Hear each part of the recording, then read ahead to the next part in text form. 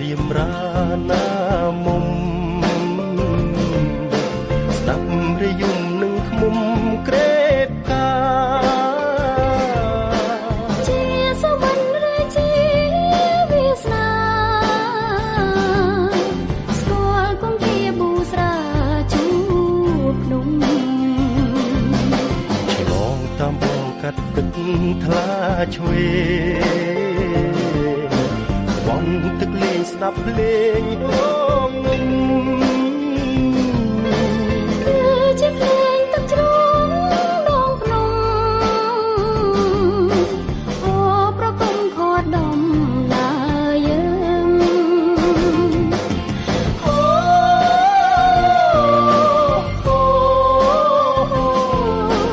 យកជំនួសមិនដូចទីរី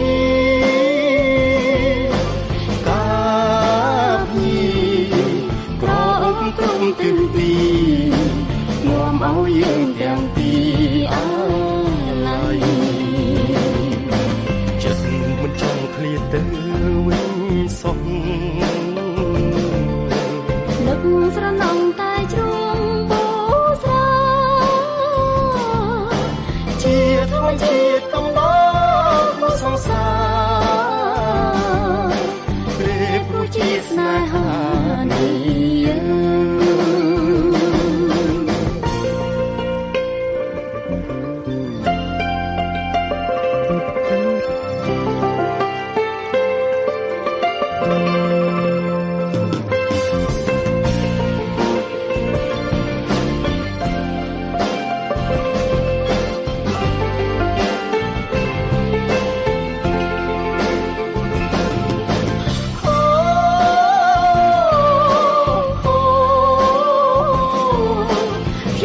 ជំនួសមិនដូចទី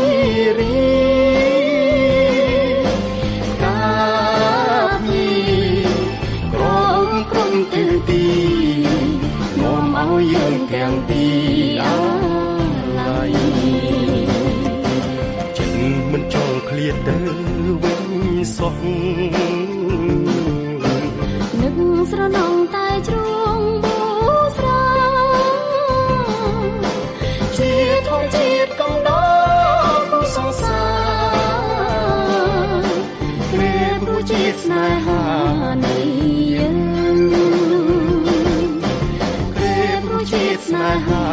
នេះយើងព្រះព្រោះជាស្នេហានេះ